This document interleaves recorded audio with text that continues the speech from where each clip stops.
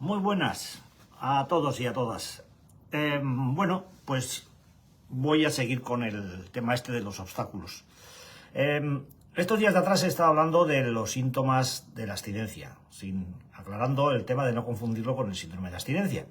He estado hablando de lo que nosotros conocemos como nube rosa, ese estado de bienestar en el que se sume una persona al poco tiempo de dejar el consumo y bueno, y todos sus sentidos pues parece que se agudizan de una manera extraordinaria y beneficiosa.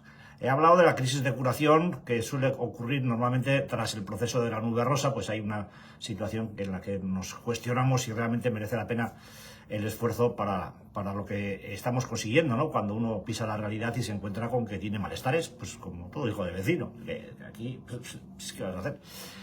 He hablado también de los sueños de recaídas y finalmente, ayer creo que fue, o anteayer, estaba hablando de las apetencias y de los impulsos como una reacción lógica la reacción lógica de un cerebro adicto ante determinados estímulos o situaciones, y que además, pues bueno, no es extraño que una persona que ha estado consumiendo durante muchos años, incluso décadas, pues tenga este tipo de apetencias. Lo raro sería no tenerlas, ¿no? Bueno, hoy nos vamos a meter en las tres partes finales que son el condicionamiento, la presión social y las tensiones en el hogar. Seguramente con una será más que suficiente para el tiempo que le dedico a esta cosa, pero porque, bueno, pues son temas de los que hay que hablar y creo que bastante y hasta pues seguramente esto se nos va a quedar corto Pero bueno, si hace falta se emplean más días, días como chorizos en el tejado. ¿A qué me refiero con el tema del condicionamiento? Bueno, se sabe, podemos hablar de varios tipos de condicionamiento: el condicionamiento clásico, el condicionamiento operante, el condicionamiento vicario, en fin. Nosotros, para lo que nos interesa aquí ahora, con el primero, pues sería más que suficiente, ¿no?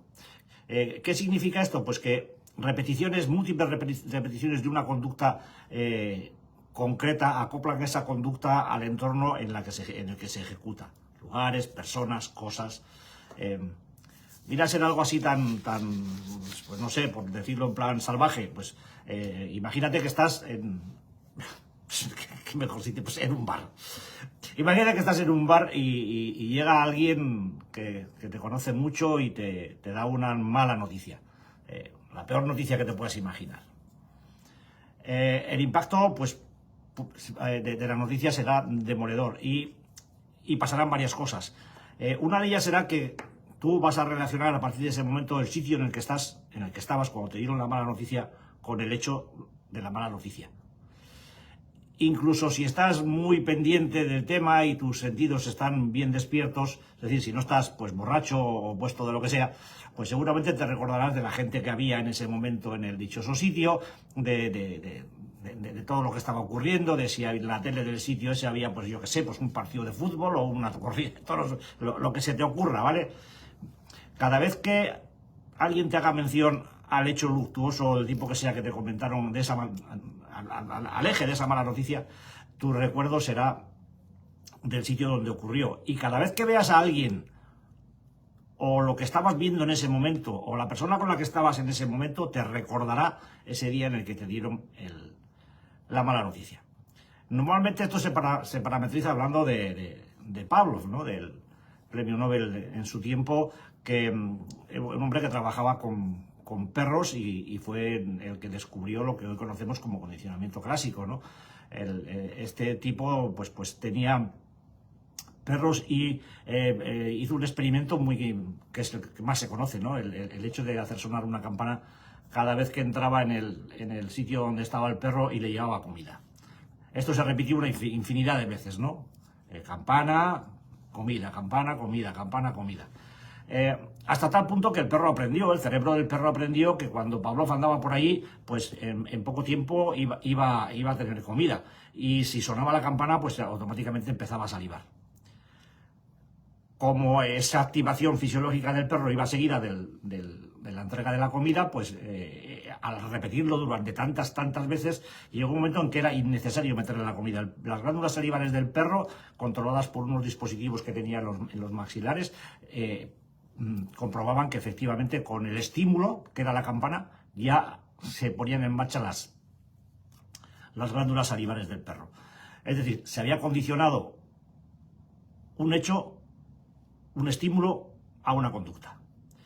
Y a partir de entonces el perro, cada vez que oyera la campana, incluso sin campana, viéndole a Pablo por el laboratorio, según cuentan las crónicas, pues ya empezaba a salivar.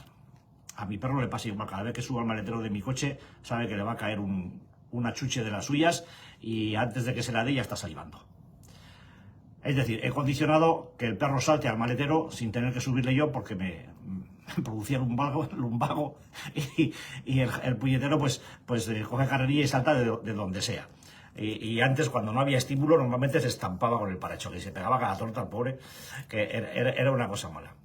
En nuestro caso pasa exactamente lo mismo. Hemos repetido infinidad de veces la liturgia, el proceso del consumo. La llamada al camello, al dromedario, la entrada en el bar, la cuadrilla de amigotes, el sonido de la tasca preferida, la música que ponían, la ropa que solíamos llevar, etc, etc, etc. Todo ese tipo de cosas. Bueno, y cuando dejamos de consumir nos pasa como al perrito. Nos quitan la comida y nos quedamos seguramente pues a la espera de que suene la campana o lo que sea.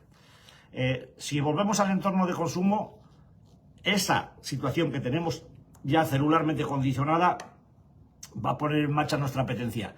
Y aunque no salivemos como el chucho, que a veces sí salivamos, pues tenemos que tener claro que el proceso se desata. Y que ese impulso, ese impacto que se produce en nuestro cerebro tiene carácter acumulativo. Y que si lo repetimos el número de veces necesario, cada cual tiene el suyo, acabaremos consumiendo sí o sí. Nos pongamos todo lo bravos que nos pongamos. Esto tiene mucho que ver con determinados procesos en los que se intenta que una persona adicta vuelva cuanto antes al entorno de consumo para demostrarse que efectivamente su proceso terapéutico ha tenido éxito. ¡Y a un huevo! ¡Joder! Esto solamente se hace con alcohólicos. Porque con otro tipo de sustancias, por ejemplo, con los cocainómanos o con los heroinómanos, a nadie se le ocurriría hacer una cosa como esa. A un heroinómano recuperado le mandarían a hacer vida normal o a reintegrarse a la zona donde se metía. Con colegas que se estén metiendo. Que vea el caballo correr de un lado para otro y cómo se pica el personal. ¿Estamos tontos o qué pasa aquí? ¿Qué diferencia hay entre el caballo y el alcohol? Que uno es ilegal y el otro legal. La heroína, por los años 1950 y tanto, se vendía en las farmacias como antitusígeno, joder. Y jarabe para niños. A ver si nos aclaramos. Y la cocaína igual. Después, por intereses que yo no conozco, porque ya me pierdo en esa historia, pues se produjo la ilegalización. Pero a ver si tenemos las cosas claras. A un cocainómano no le manda nadie, ningún terapeuta, después de hacer un proceso de rehabilitación, a lugares donde la peña o los colegas salgan con la naricita blanca. Porque por muy fuerte que sea su rehabilitación, el condicionamiento que se ha producido en su cerebro como consecuencia del impacto de las sustancias y del medio en el que las consume, le va a producir una ansiedad tan brutal que más pronto que tarde acabará consumiendo. Yo es que no sé a veces cómo hacer entender esto, pero por decirlo de una manera gráfica, las neuronas no piensan, nosotros pensamos. Las neuronas no piensan, las neuronas se activan o no se activan. Y cuando se activan, ponen en marcha el circuito en el cual están. Y si ese circuito está mediatizado por la sustancia o por la conducta que sea, pues a nadie se le ocurre... Joder, es que es muy sencillo. A mí me parece muy sencillo, debo de ser más tonto que el carajo. ¿A quién se le ocurre meterle el ludópata, a un jugador es igual, del tipo que sea, en un salón de juegos o en un casino donde estén las maquinitas con su ruidito, su musiquita? El estímulo del ruido va a hacer que su cerebro se ponga en marcha y la apetencia se va a desatar. Seguramente no va a consumir. De hecho, en muchos procesos, al final se acaba llevando al ludópata con una visita protegida por parte del terapeuta o de quien sea a recibir los impactos. Pero eso no significa que una persona ludópata sea acompañada, teniendo en cuenta que no es una sustancia química, cuidado, matizando las cosas, a ver si sabemos de qué hablamos, a dar una vuelta por un salón de juego controlado terapéuticamente y volver luego y trabajar en la terapia las situaciones o los impactos o cómo ha vivido esa situación, eso no es lo mismo que decirle a un tío, venga, ya estás recuperado y ya puedes empezar a entrar cada vez que quieras en los salones de juego. Joder, ¿estamos hablando de lo mismo o qué? Estamos hablando de una enfermedad crónica. La enfermedad crónica no se cura, se detiene, se contiene y uno se puede montar un sistema de vida espléndido, viviendo pues con toda la felicidad que uno pueda tener y con todos los problemas que son los propios de la vida. Punto pelota. Pero si el alcohólico vuelve al entorno de consumo, acabará consumiendo. Si el cocainómano vuelve al entorno de consumo, acabará consumiendo. Si el heroinómano vuelve al entorno de consumo, acabará consumiendo. Y si el ludópata se mete de salón de juego, ese salón de juego al final va a acabar consumiendo. Nuestro cerebro tiene una misión, la misión primordial del cerebro del mamífero es el aprendizaje. Aprendemos desde que nos paren y seguimos aprendiendo toda la vida. Algunos, pues por lo que se ve, aprendemos muy mal y castigamos mucho al cerebro. Bien, cuando nuestro cerebro a base de repeticiones y repeticiones y repeticiones y repeticiones durante décadas, como es mi caso, de bar, casa, trabajo, trabajo, casa, bar, bueno, trabajo cuando había, pero vamos, se entiende, ¿no? Más vida en el bar que en casa. Esto es una cosa curiosísima. Los españoles nos hemos, bueno, los de nuestra quinta, ahora los chavales parece que han cambiado esto o quieren cambiarlo, pero los de nuestra quinta nos hemos roto los cuernos por tener casa propia y pagarla al banco lo antes posible porque todo el mundo queríamos tener casa propia. Y yo me pregunto muchas veces, ¿para qué? Si yo me he pasado más años en los bares que en mi casa. Y yo vivía más en el bar que en casa. Todos los eventos importantes eran en el bar, todas mis relaciones eran en el bar, todo lo que me gustaba estaba en el bar. En mi casa iba para cenar y dormir y, pues, carajo, punto pelota. O sea, cuando tenemos condicionada una serie de comportamientos relacionados con sustancias, una serie de comportamientos adictivos relacionados con lugares, una serie de lugares relacionados con sustancias y comportamientos, una serie de gente relacionada con el comportamiento, con la sustancia y con el consumo, o sea, que quede claro, eso en nuestro cerebro deja una huella además indeleble, no se borra esa huella. Es decir, que cada vez que estemos con las personas de ese entorno, como lo de la mala noticia, cada vez que nos encontremos en una situación de estas de riesgo, pues lo más probable es que se desate una tormenta celular que, por su carácter acumulativo, como no tengamos la fortuna de tener una asociación, un grupo de apoyo y descarguemos eso, lo vamos a pasar mal. Lo vamos a pasar mal. El condicionamiento tiene una fuerza celular importantísima. O sea, imaginaros que tenéis un hambre del carajo, que estáis por ahí de viaje y no tenéis ni un euro, ni un dólar, nada en el bolsillo. Y vais paseando por una ciudad que no conocéis, con más hambre que los perros de Manolo, y de repente paséis por un restaurante del que sale el olor de la comida que más os gusta. Y lleváis hambre de 2 o de 3 días. ¿Qué coño creéis que va a pasar? Pues aunque estés más seco que el pellejo de mi abuelo, vas a empezar a salivar. Y si encima te acercas al escaparate y le ves a algún señor o señora comiendo esa comida que a ti te gusta, lo que se va a desatar en ti es una tormenta que a lo mejor eres capaz de entrar en el sitio, comerte la comida de la persona que está comiendo y salir corriendo. Y si no, que te encierren, pero por lo menos comes. Porque la fuerza que se desata en nosotros es incontenible. Y el hambre es un impulso vital básico. Pero que no se os olvide que las sustancias adictivas tienen de 8 a 10 veces más fuerza que cualquier impulso vital básico. Que las sustancias adictivas se asientan en nuestro sistema de recompensa, en el mismo en el que los instintos básicos primarios están asentados. El miedo, la ira, el hambre, las gratificaciones, la hidratación, todo lo que es una gratificación vital tiene menos potencia que las sustancias adictivas o que las conductas adictivas. Se podría equiparar, y en algún sitio escrito está, que la fuerza de un impulso natural de supervivencia sería como que tú te pusieras ahora mismo lo que si estás oyendo a me estás oyendo a mí, es decir, al cara de tonto del teléfono. Si me estás oyendo y pones el teléfono al volumen más, al mínimo, a lo que menos se oiga, y estás ahí, pues eso, como que justo me oyes. Bueno, ese sonido lo tienes que comparar con el que padecerías, digo padecerías, si estuviera hablando al lado de tu oreja con todo mi chorro de voz y con un megáfono.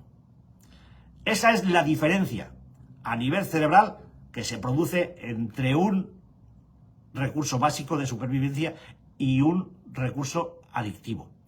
Fijaos lo que puede llegar a ser y cómo al final nuestro cerebro, por ese efecto que tiene de aprendizaje y de supervivencia, se acondicionará al sonido fuerte, al del megáfono, para no padecer daño. Nosotros somos los del sonido del megáfono y cuando dejamos de consumir nos quedamos con un hilito de sonido, y echamos en falta el sonido fuerte, el sonido gordo. Es decir, nuestro cerebro está condicionado por el consumo de sustancias que le dan un impulso tan brutal a nivel dopaminérgico y de otros neurotransmisores que hace que eso se quede grabado a fuego en nuestro cerebro. Es decir, el surco de la adicción es indeleble, no se borra. Podemos mantenernos fuera de él si hacemos lo que tenemos que hacer y no caemos en recursos que condicionan nuestros antiguos consumos.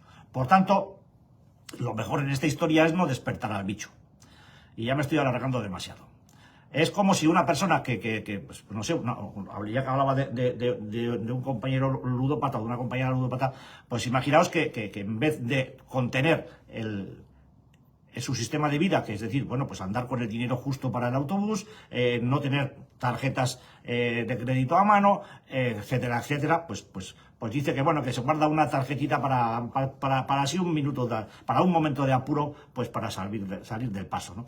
Y ya pues en cuanto las apetencias hayan llegado al nivel que tienen que llegar y los impactos que haya recibido en el medio sean lo suficientemente graves, pues acabará echando mano de la tarjeta y no va a haber quien le pare. Entonces, tenemos que poner medios para que el condicionamiento no desate la salivación, como el perrito de Pavlov. Y lo que hace que se reduzca el impacto o que estos disparos de los resortes de activación se reduzcan al mínimo es usar o trabajar el proceso de manera que lleguemos a un descondicionamiento del medio con las sustancias. Y desde luego esto se tiene que hacer sin el medio y sin la sustancia, que tengo claro. No sé si se ha cortado porque ha entrado una llamada que a cortar. Vaya tela.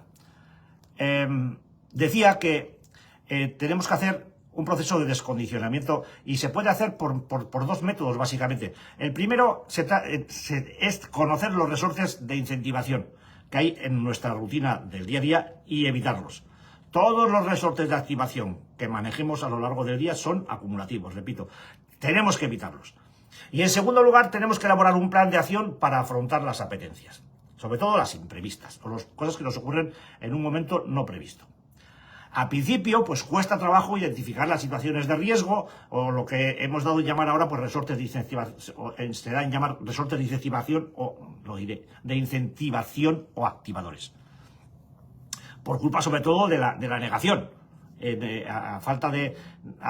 Debido a la falta de aceptación, debido al desconocimiento y debido a la creencia muchas veces interna de ser diferente, ¿no? De yo no soy tanto, ¿no? Y os puedo dar una lista de ellos. El primero, como no, es la presencia clara delante de los ojos de la sustancia o de la actividad adictiva. Pues eso, pues estar en un bar viendo cómo otra gente consume cervecita rica y tú pues tomabas un cafelito con leche, ¿no? O la actividad adictiva, pues estando en un salón de juego mientras los demás hacen apuestas y tú mirando y pensando, este tío es tonto, no tiene ni idea, tenía que haber apostado al otro. Eso es un incentivo directo. El ver o estar con personas asociadas al consumo o a la actividad adictiva también va a poner en marcha el proceso de activación. Los lugares de consumo o de actividad, pues también. Los estados de ánimo negativos también ponen en marcha. Los estados de ánimo positivos, que pueden producirte una falsa sensación de seguridad y creerte que ya eres el puñetero rey del mambo. El cansancio, el hambre y la soledad. Ya os lo he dicho en algún vídeo anterior. Nunca estés ni demasiado solo, ni demasiado cansado, ni demasiado hambriento o hambrienta, ¿vale? determinados recuerdos, ropa, calzado, música relacionada con los centros de consumo, determinada franja horaria. Hay gente que tiene, pues a las 4 de la tarde, cuando salía de trabajar, me iba a mi casa, me sentaba y pom, y me ponía hasta el culo de lo que fuera, ¿no? O a las 7 de la tarde, cuando salía de la fábrica, no sé qué, pues lo mismo. En determinada franja. De hecho, a mucha gente le aconsejamos que escoja como horario de rehabilitación aquel en el que con más apetencia o con más fuerza consumía. Determinados sonidos y determinados olores también quedan condicionados en nuestro cerebro. Ver a otros consumir directamente o en publicidad, lógicamente. O encontrarse de repente con muchísimo dinero. Todo este tipo de resortes hacen que se ponga en marcha el proceso. Y repito, hay quienes creen y además lo hacen así como conveniente el hecho de exponerse deliberadamente a estos desencadenantes, para así de esa manera superar la influencia a base de decisión y fuerza de voluntad. ¡Ja! ¡Ja! Con un argumentario repleto de frases como pues hay que vivir en sociedad, no te puedes ir al Tíbet para superar tu adicción. Bueno, mira, sobre exponerse a los desencadenantes y la fuerza de voluntad, el que pueda que vea los vídeos del doctor Darío Gijena, es un médico argentino, psiquiatra, que sabe un montón de adicciones. Y explica muy bien hasta dónde puede llegar la fuerza de voluntad de una persona con adicción, ¿vale? La fuerza de voluntad de un adicto como yo tiene poder decisivo fuera del campo magnético de la adicción, fuera del centro de consumo en el que yo habitualmente consumía. Cuanto más lejos esté del entorno de consumo, más lejos estoy del campo de influencia, del campo magnético de la adicción. Esto lo explica Gijena de una manera magistral. Entonces, y sobre el tema de que no se puede... No, hombre, es que como hay bares por todos los lados, hay casas de apuestas por todos los lados, hay de todo por todos los lados, joder. Entonces, pues no, nos vamos a tener que ir al Tíbet. En el Tíbet también hay moñoño.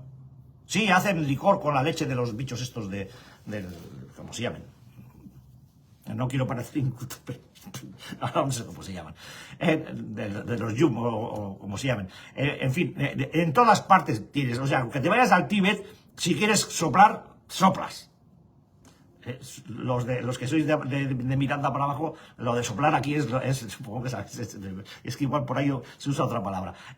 Pues eso. Aquí tuvimos a una chiquita que lo de ir al Tíbet me lo soltó su padre, que era un señor muy listo, de estos muy listos. ¿Sabes? No se ha tocado nunca con familias de estos muy listos, pues era de esos. Y la niña tenía unos problemas muy serios. Tan listo era el padre como los problemas que tenía la hija de gordos, tremendos. Y me soltó un día la cosa esta, ¿no? El caso es que la chica pues acabó desgraciadamente en un psiquiátrico y bueno, pues ahí se echó un novio que era enfermero del centro y tal y cual, y esto y lo otro, y estaba cojonudamente. Entonces, los días que tenían fiestas se la llevaban a comer a sitios, a restaurantes y cosas de estas. Y un día me contaba cómo habían estado comiendo en un restaurante y oye, ni me ha pedido una cerveza. Y es que me muero. Ha estado comiendo con el novio enfermero, con el padre que era el listo este que digo yo, y el listo me decía, es que, oye, ¿te puedes creer que no me ha pedido ni una cerveza? O sea, ¿se puede entender que este tipo vaya al restaurante con la sensación de que a lo mejor durante la comida a su hija le apetece una cerveza y se la pide y no se la va a poder negar? Joder, como una puta cabra. No podía haber evitado eso y haber cogido unos bocadillos y haberse ido al banco de un parque o al quinto coño en vez de meterse para no largarme. Me la encontré ahora después de algunos años de haber pasado por aquí. Y ella me llamó porque yo no la conocí. El deterioro era espectacular. Se le transparentaba la piel. Estaba en un estado de deterioro tan brutal que me acordé del Tíbet y de la madre que lo parió.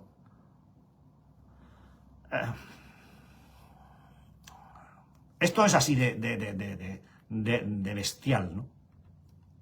Sabemos que estas posturas de meterse en la boca del lobo y de estar en situaciones de riesgo son a todas luces contraproducentes. Porque la batalla de la fuerza de voluntad ante los factores de riesgos está condenada a la derrota sí o sí. Así que el consejo es: no seas fuerte, sé inteligente, coño. Que nosotros somos muy listos para lo que queremos. Ese es uno de los mejores consejos. Cuanta mayor distancia pongamos entre la droga o actividad adictiva y nosotros, mejor. El descondicionamiento se producirá más fácil si no tenemos activado permanentemente el circuito de consumo que si lo tenemos permanentemente activado. Joder, esto es muy sencillo. Porque creer o hacer creer que se pueden soportar situaciones de riesgo sin recaer es un clarísimo síntoma de negación de la vulnerabilidad adictiva. Y además es verdaderamente criminal hacerle creer eso a una persona adicta. Sin ninguna necesidad. Porque el reto que pueda tener cualquier terapeuta para dar por finalizado o por curada a una persona adicta, se lo podía meter en los bolsillos, por no decir en otro sitio. Porque así es como terminamos muchos de nosotros en los cementerios, por negligencias criminales de ese tipo. No se puede hacer creer a nadie que puede soportar situaciones de riesgo sin peligro. Eso no ocurre en ningún trabajo, no ocurre en ninguna parte, más que con nosotros, y no debería permitirse. Para añadir gravedad al asunto, hay resortes pues no controlados, imprevistos, que aparecen de una manera inesperada y nos encontramos con un caos que no sabemos muchas veces cómo afrontar. Y a veces los expertos estos te dicen: hombre, si lo hubieras sometido al impacto del medio y hubieras dejado que entrase en determinados sitios, pues los recursos inesperados no hubieran aparecido. Oye, perdona, ¿de inesperado qué cojones es lo que no entiendes? A todos nos pasan cosas inesperadas. ¿Estamos preparados para todas las cosas inesperadas que nos ocurren en la vida? Venga, hombre. Que no. Que no. Un adicto lo es, entre otras muchas razones, por su incapacidad para decir que no. No somos capaces muchas veces de decir que no. Y cuando estamos en un proceso de rehabilitación que se precie y aprendemos a decir que no, es porque tenemos que decir muchas veces que no. Y si tienes que decir muchas veces que no, es que estás rodeado de gente gilipollas o idiota que te está incitando a consumir. Y puedes decir que no 1 millón de veces, 2 millones de veces o 3 millones de veces. Pero un solo sí manda a tomar por culo millones de noes. Y siento el lenguaje, pero es que me pongo bravo con esta historia yo. O sea, no se puede hacer creer lo que no es.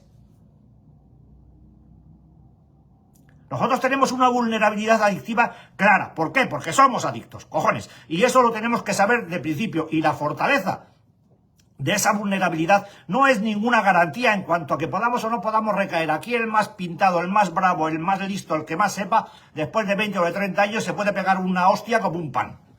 Y se cae. Yo he visto caer torres más grandes. Y ya está. Entonces, cuando hay una situación imprevista, es cuando tenemos que echar mano del segundo método que he mencionado antes. ¿Cómo? Pues joder, lo primero, alejarte de la situación, de la persona o del lugar donde estés, donde se provoque la apetencia.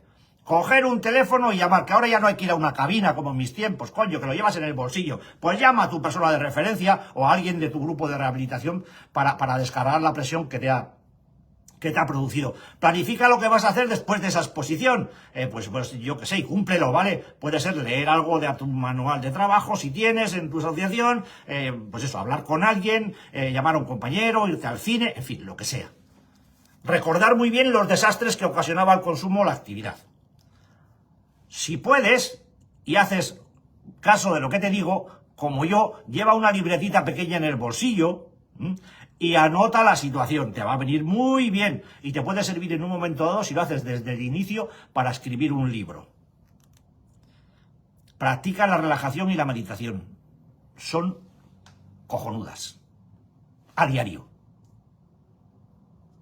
El mindfulness, tienes tutoriales en Facebook, en el YouTube, en mis sitios. Y desde luego utiliza las afirmaciones y las visualizaciones positivas. Son muy interesantes. Y además son efectivas porque ponen tu subconsciente en clave de rehabilitación, que es justo lo que se necesita. Bueno, como ya me he pasado 4 pueblos con el tiempo, pues lo voy a dejar aquí, en el condicionamiento. Espero que os haya gustado y perdonad mi intensidad, pero hay veces que revivo situaciones que que han acabado, pues, desgraciadamente muy mal. Y como está uno ya harto de enterrar gente, pues, en fin, remueven mucho. De modo que nada, que si queréis mañana, pues aquí estaremos, a la misma hora, 6:30. Y si nos, pues ya está, le dais al botoncito y me mandáis al carajo y listo, listo. Muchos besos.